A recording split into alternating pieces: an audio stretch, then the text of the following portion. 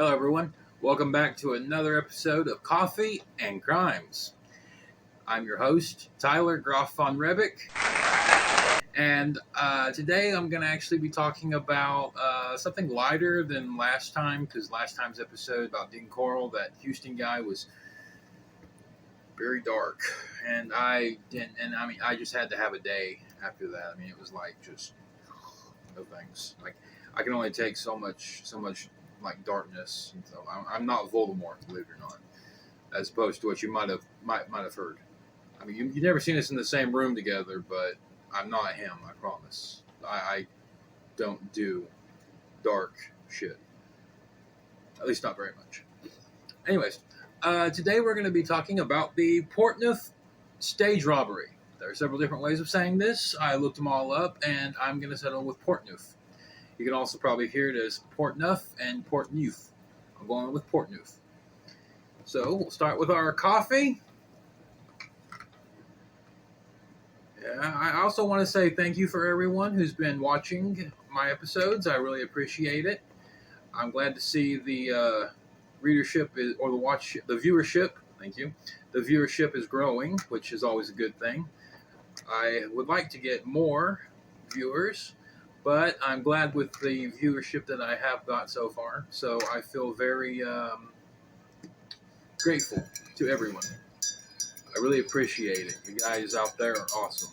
This episode is going to be really short, by the way, because believe it or not, there's really not that much information out there. Like I couldn't find any pictures of the stagecoach robbers. So, I could subsidize it with or substitute with some random pictures of robbers, but I'm pretty sure that someone out there is like a descendant is going to claim, "Oh, it's not my grandfather." So, okay. Intro. Before the advent of the railroad, the West depended on stage and freight lines for shipping goods, including gold, and providing transportation throughout the region.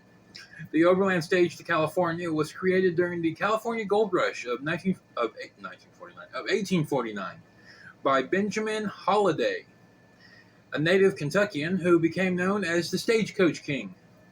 The overland stage route was established in 1861 following the Overland Trail in an effort to avoid conflict with the Indians.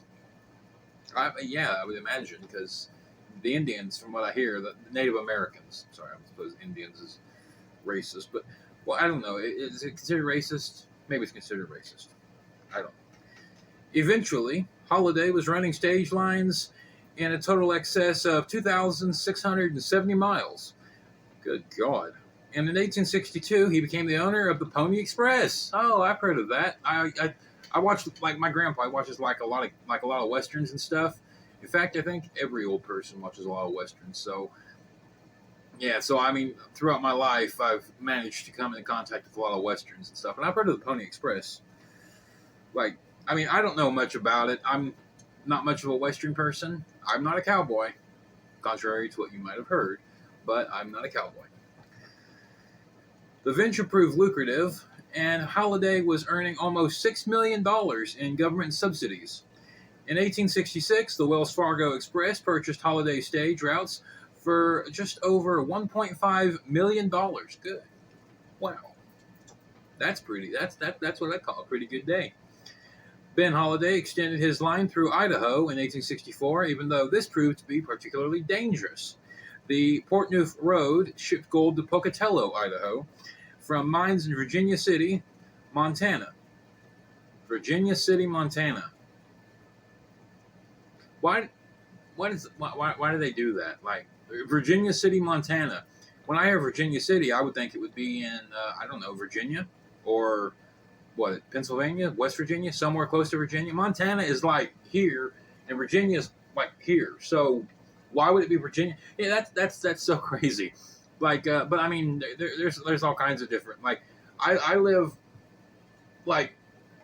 pretty far from a town, from a city called New Boston, and it's New Boston. That's is it bigger than Old Boston, like in Massachusetts? It's not. It's not. I don't. That's kind of weird to me personally, but I don't know. Knowing about the lucrative gold shipments, it soon became clear that robbers had started hiding out in the forest, waiting for the stages to pass by and pounce on them to get some ill-gotten goods. Planning a robbery. In May of 1865, a group of four outlaws known as the Picket Coral Gang got together in a Boise, Idaho saloon. Of these four was Brocky Jack, the leader of the group, who had recently escaped from an Oregon jail and was lying low in a ranch near Boise. A man by the name of Big Dave Updike was the second member of the gang. Bad guy number 3 was a hot-tempered man by the name of Willie Whitmore, who was reputed to be good with a gun and even better at not holding his tongue. Oh, well, I guess he was a pretty violent guy. Hate to be on the receiving end of his gun, or, like, insults. And the last member of the gang was a man known as Fred Williams, but very little was known about him. Apparently not a lot was known about any of these people because I couldn't find any pictures of any of them, so I guess they must have just escaped the camera. But then again, cameras back then took forever to they shot, and then you had to develop them, and people who developed pictures went crazy. From what I hear, I watched like I said, I watched a lot of westerns. The Picket Coral Gang departed Boise on May 31st, 1865, near Fort Hall at Ross Fork Creek. They made camp and soon began to flesh out the plan to hold up the stagecoach that was leaving Virginia City. Williams traveled to Virginia City, Montana, in order to find out the details of the gold shipments. The plan was for him to buy a ticket and travel along as a passenger on the coach through the Portneuf Stage route, wherein he had determined that it would be in fact carrying a gold shipment. Oh, that's a pretty ingenious idea. Yeah, a man on the inside. Meanwhile, Brocky Jack, Updike, and Whitmore spent the time scouting for a great place to hold up the stage. Upon finding a canyon a little to the south of Pocatello, Idaho, Ohio, the three determined that it provided them perfect cover. They decided to block the stage route with large rocks, and if the roadblock failed, then it was Whitmore's task to shoot the horses, since he owned a Henry repeating rifle. Oh, okay. With the plan in place, they returned to wait for Fred Williams at Ross Fork Creek, where they waited for 2 weeks before they heard from him. But back then, they didn't have cell phones or carrier pigeons, so how would that work? They waited 2 weeks before they heard. Okay. The robbery in Portneuf Canyon. The stagecoach departed Virginia City on July 21st, 1854, driven by Charlie Parks, who was an experienced stagecoach driver. The 7 passengers included said Fred Williams. Coral Station, located near Dillon, Montana. It's probably Dillon. I've seen people, I know people with their names spelled Dillon. People don't care. Was the site of the first stop. The stage traveled for the next 3 days without an incident, following the route that would subsequently become the route of the Union Pacific Railroad, also known as UPAC. Really? Huh. Sawhouse Station was the site of the 4th stop, and after a supper, Williams slipped away and met up with the other 3 at Ross Fork Camp, informing them the stage was carrying 2 strong boxes filled with gold. Nobody appeared to have noticed his departure, nor his return to the Sawhouse Station. Well, it's 7 people. I would probably have noticed something, but if they weren't congregating and conversing, then I guess it wouldn't have mattered. The stagecoach resumed its journey the morning of July 26th, and around noon, they neared the spot where the ambush was planned. After crossing a stream and climbing the bank, the roadblock had appeared, and the stage had come to a full stop. At that point, 3 armed bandits came out of hiding. One of the passengers, a gambler by the name of Sam Martin, drew his revolver and took aim at Whitmore, shooting off a finger on his left hand. Damn. They didn't play around back then. Considering he was known for having a very quick temper, Whitmore began shooting at the stagecoach. The stage driver made a valiant attempt to circumvent the roadblock, but at that point, the horses had been shot by Brocky. Charlie Parks, who had been injured, made a run for the cover of the woods. A passenger named James B. Brown also escaped into the nearby trees, along with the accomplice Fred Williams, whom Whitmore had managed to shoot in the arm. Oh, great. Yeah, good job. Shoot your own guy in the arm. Moron. At this point, Brocky Jack took the rifle from Whitmore and, with Updike and Whitmore covering him, called out for the passengers to come out of the stagecoach. Upon opening the door, he discovered all 5 of the passengers left in the coach were dead. I think this did not go according to plan, with the exception of a man named L.F. Carpenter, who had pretended to be dead in an effort to save his life. It's questionable whether or not Rocky Jack had expected that Whitmore would be considerable of the amount of violence that had been done. Well, I mean, come on, everybody knew he's a psycho, so why not? The 2 strong boxes yielded 15 gold bars, as well as 2. Oh my god, that's so. Wish I had 15 gold bars. Wish I had a gold bar. As well as 2 bags of nuggets and gold dust. Gold nuggets, not chicken nuggets. Sorry. Oh my god, I'm so sorry. I guess I must be hungry. The inside of the stage contained 2 additional pounds of nuggets and dust. Now, the 4 bandits loaded up their haul, and they rode away. After they left, Charlie Parks and James B. Brown came out of the cover of the trees and checked for the survivors. At this point, they discovered the carpenter, who was still alive, was buried under the dead bodies. After making him as comfortable as they could, they then detached the stage from the dead horses and drove on to the Miller Ranch station. Reward and capture. Unfortunately for the bandits, James B. Brown had recognized Willie Whitmore and Fred Williams. I guess these guys must have had some kind of a. I guess these guys must have been. I knew that Rocky Jack guy was wanted. He escaped from jail, so. Charlie Parks had identified David Updike and Rocky Jack. A $10,000 reward was offered by the insurance company, and the Vigilance Committee ordered that the criminals would be hung immediately upon their capture.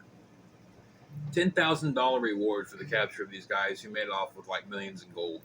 That just seems not worth it. That seems like I would rather just, if I don't get a share of the gold, then like fuck them. They can keep it. So.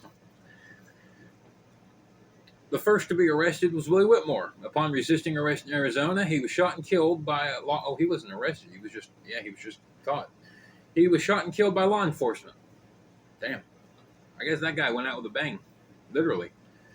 Fred Williams was hanged a week later when he was captured in Colorado. Both of the men were broke at the time of their capture. Well, no joke, yeah. I mean, back then it was pretty expensive living.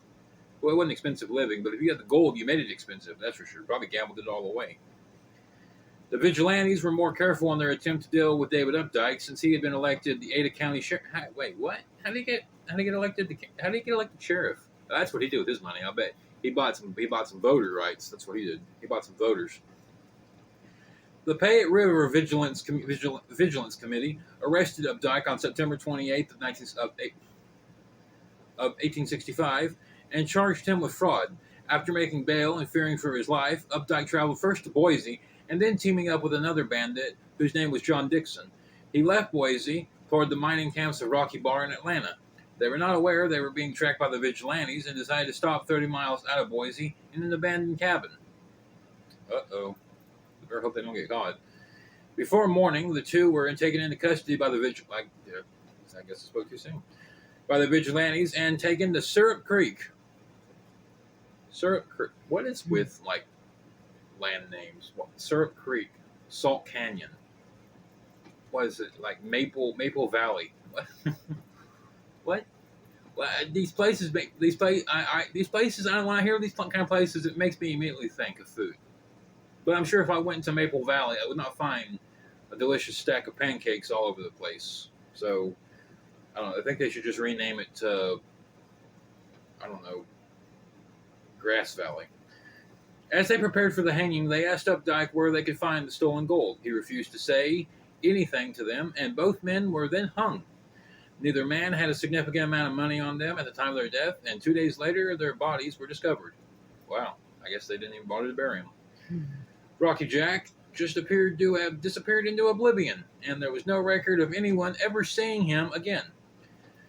And given the fact that the 3 executed men had no significant amount of money on them, and the fact that the gold bars were never recorded as having been sold, it is speculated that there is a cache of gold not far from the robbery site in Portneuf Valley, or Portneuf Canyon. The gold, which had a value of $86,000 in 1865, is now estimated to have been worth over $1 million. Well, yeah, no joke, over $1 million. Hell, like $10 back then is like hundreds of thousands of dollars now. And it could possibly still be out in the canyon, possibly in Portneuf Canyon, where people have occasionally attempted to go out to find it. Maybe one of you will find it.